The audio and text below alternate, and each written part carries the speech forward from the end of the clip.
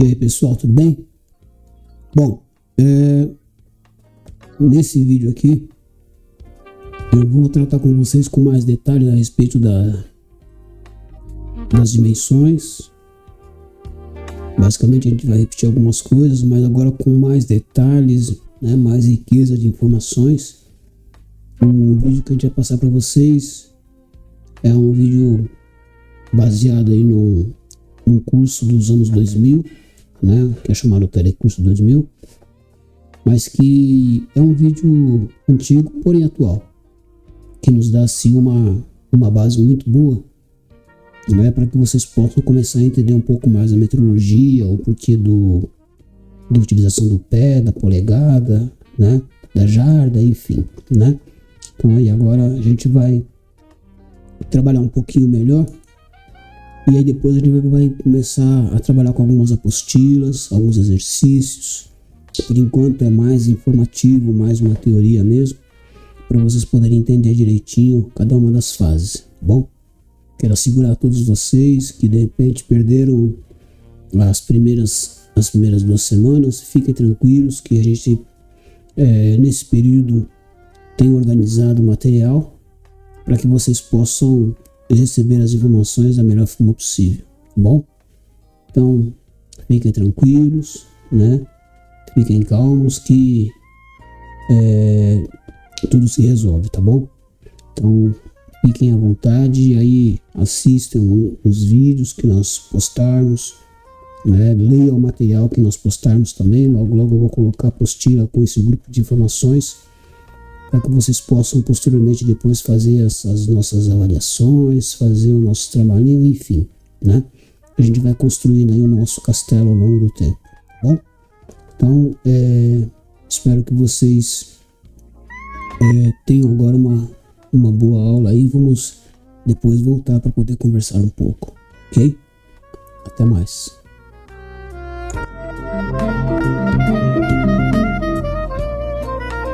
Oi, eu sou a Sofia e eu tô aqui para apresentar para vocês o novo módulo do Telecurso 2000 Profissionalizante. É Metrologia, que é a ciência das medidas e das medições. Nesse módulo você vai entender a importância das medidas para a mecânica. E aqui no meu laboratório eu vou ter a ajuda do Caio, que é o estagiário que vocês já conhecem. É isso aí. Vim fazer um estágio aqui com a Sofia, que é uma ótima técnica em metrologia. E a metrologia é muito importante para a mecânica, porque ela garante o processo de fabricação, cuida dos instrumentos e ela indica os métodos de medição. Nossa, Sofia, eu achei que isso aí fosse mais simples. Tudo isso é para buscar qualidade e garantir uma intercambiabilidade de peças. E peraí, agora eu não entendi nada. Explica isso aí direito, vai. É o seguinte, imagina um carro importado rodando no Brasil e que de repente ele precise de um pistão novo.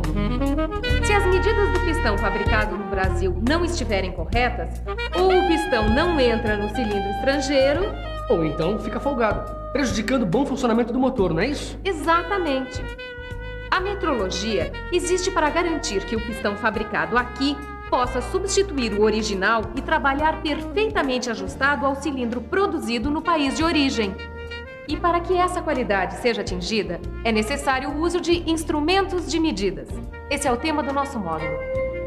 Na teleaula de hoje, você vai saber como se desenvolveu a necessidade de medir com maior exatidão e ainda vai ver como se deu o surgimento do sistema métrico.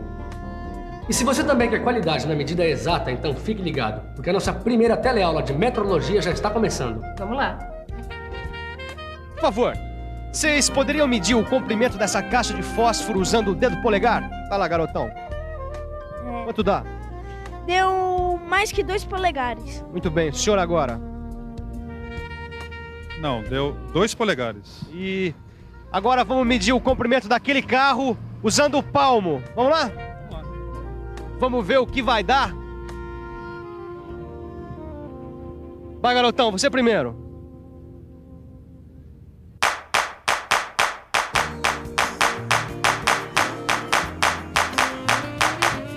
Quanto deu? 25 palmos. 25 palmos. Senhor, por favor.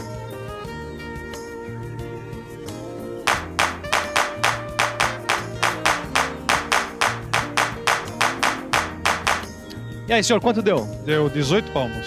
18 palmos. Agora, para terminar, vamos medir aquela calçada ali com os pés. Vamos lá.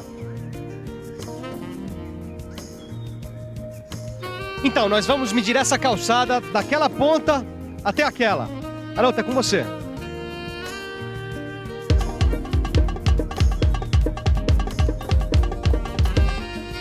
E aí, quanto deu? 25. 25 pés. Senhor, por favor.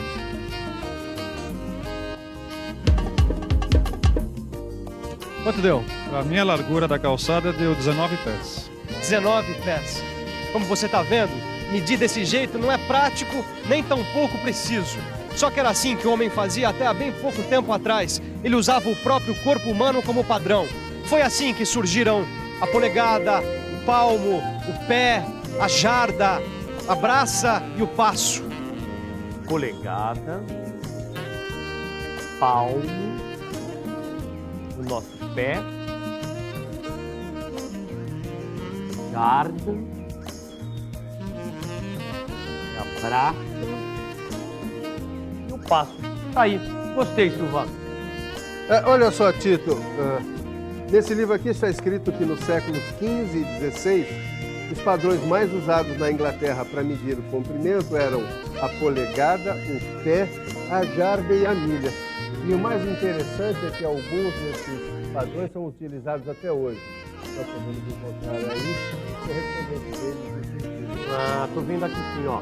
Uma polegada é igual a 2 centímetros, 54 centésimos de centímetro. Um pé é igual a 30 centímetros, 48 centésimos de centímetro. E uma jarda é igual a 91 centímetros, 44 centésimos de centímetro. Então, olha aqui uma... Mas o que é isso, Silvio? A Bíblia? A gente vai rezar agora? Rezar, então. Eu estou querendo te mostrar que a preocupação do homem com as medidas é muito antiga. Tão antiga que aqui na Bíblia nós vamos encontrar o primeiro registro de uma medida definida. Mas por que foi aparecer uma medida aí na Bíblia? Por causa da construção da arca. O Criador mandou que Noé construísse uma arca com determinadas, com certas dimensões, usando como padrão o côvado. O côvado equivale a 3 palmos, que dá mais ou menos 66 centímetros. Mais ou menos 66 centímetros? Isso é na medida que se apresenta, Sofia? Olha, como cada corpo é diferente do outro, então as medidas deviam variar demais, né? Isso que você está falando, Caio, tem a ver com a padronização. Se a medida do corpo varia de uma pessoa para outra, não existe uma medida oficial. Já imaginaste como é que seria a mecânica sem medidas padronizadas? Isso nem dá para imaginar. Pois é, os antigos já tinham percebido isso e de alguma maneira eles buscaram um jeito de encontrar essa padronização. Por isso, todas essas unidades eram baseadas no corpo do rei e tinham de ser respeitadas por quem realizasse medições naquele reino. O problema é que se o rei morresse, mudavam todas as medidas, né? Para evitar problemas assim, os antigos egípcios criaram um padrão único para a medida deles, que era o cúbito. O cúbito era igual à distância do cotovelo à ponta do dedo médio. Mas de novo o corpo como referência? Só que, desta vez, ao invés do corpo, eles utilizaram barras de pedra com o mesmo comprimento em suas medições. Foi aí que surgiu o cúbito padrão. O problema é que o cúbito padrão em barra de pedra não era um instrumento muito prático para ser usado numa construção. Por isso, foram gravados comprimentos equivalentes ao cúbito padrão nas paredes dos principais templos egípcios. Assim, cada um podia conferir periodicamente o tamanho da sua barra e ficava mais fácil construir uma pirâmide. E foi exatamente o que os franceses fizeram com a toesa no século XVII. Toesa era a unidade de medida linear usada na França. Olha, esse livro aqui conta que eles materializaram a toesa em uma barra de ferro com 2 pinos nas extremidades e chumbaram essa barra na parte externa do Grand Châtelet, em Paris. Pelo jeito assim, ficava à disposição de quem quisesse aferir os seus instrumentos. Mas, Silva, quanto é que valia uma toesa? A toesa equivalia a 6 pés, o que dá mais ou menos 182 centímetros e 9 décimos de centímetro. Pelo jeito, desde aquela época, os franceses sacaram a importância de se ter uma medida padrão. Aí pegaram e chumbaram a barra na parede. Pois é, e nem assim eles resolveram o problema. É que o material se desgastava com o passar do tempo e o padrão teve que ser refeito. E para que não fosse mais preciso refazer esse padrão, com o tempo surgiu um movimento procurando criar uma unidade natural. Como assim natural? O que se queria era adotar uma unidade que fosse encontrada na natureza e facilmente copiada, criando assim um padrão de medida. Tá mais do que na hora de parar com essa história de copiar as medidas do corpo humano, né? Mas eles queriam também que essa unidade natural, ela tivesse os seus submúltiplos estabelecidos segundo o sistema decimal. E esse sistema, ele foi inventado pelos hindus 4 séculos antes de Cristo. E qual foi a unidade natural encontrada? Ficou acertado que a nova unidade deveria ser igual à 10ª milionésima parte de 1/4 de meridiano terrestre. Essa nova unidade foi chamada de metro. A palavra metro vem do termo grego metron, que significa medir. Bom, para calcular o meridiano da Terra, foram escolhidos 2 astrônomos franceses, Delambre e Méchain. Utilizando a Toesa como unidade, eles mediram a distância entre Dunkerque e Montjuïc, perto de Barcelona. Bom, a partir daí, foram feitos cálculos e chegou-se a uma distância.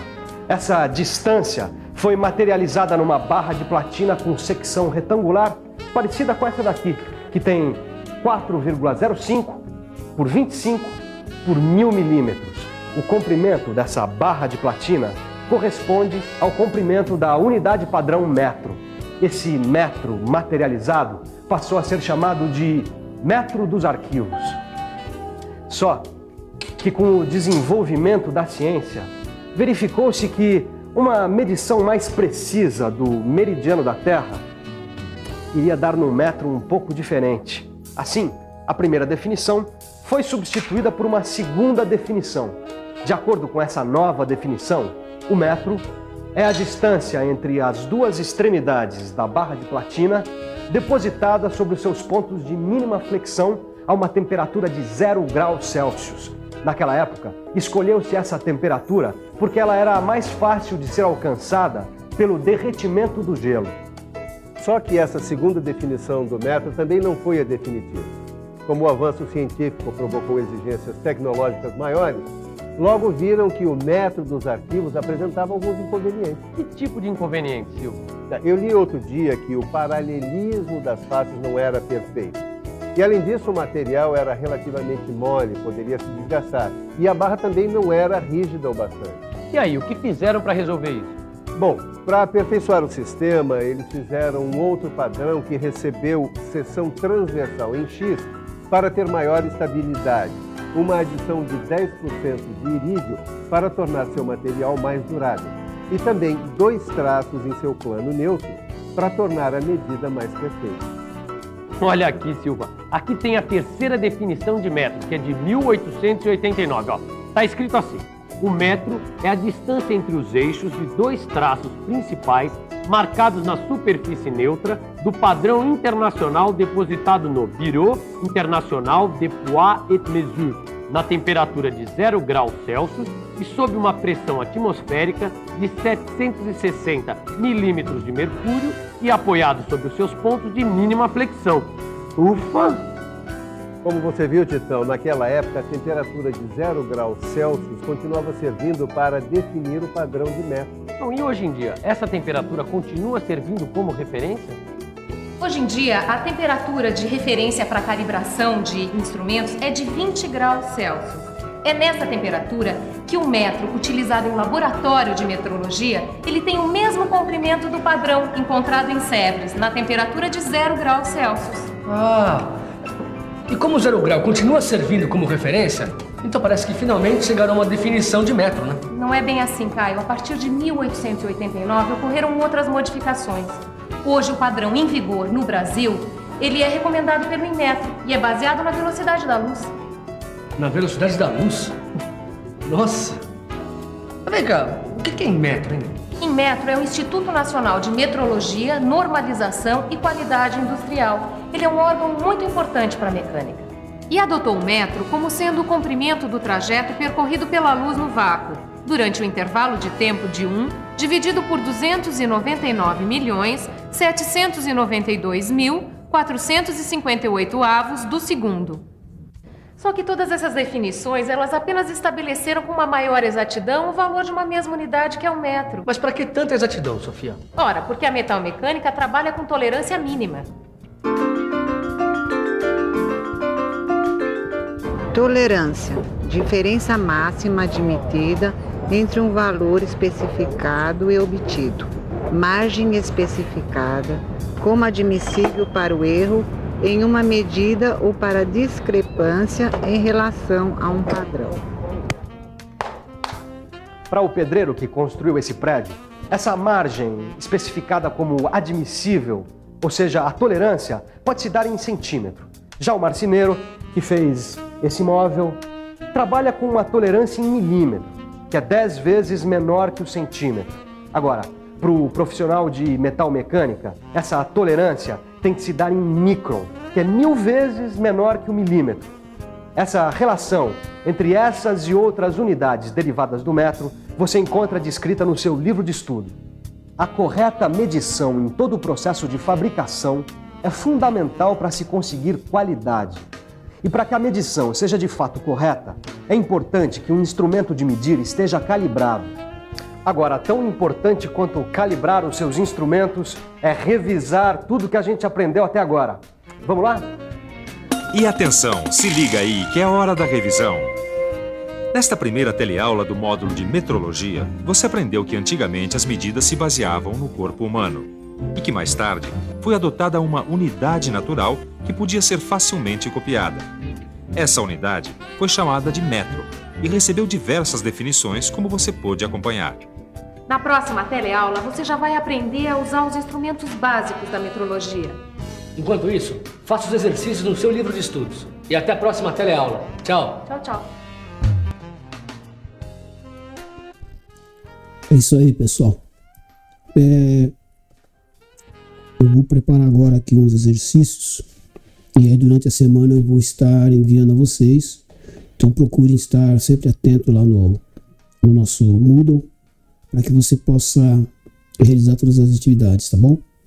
Então, obrigado pela presença de vocês aí e até mais ver, né? Logo mais a gente se encontra.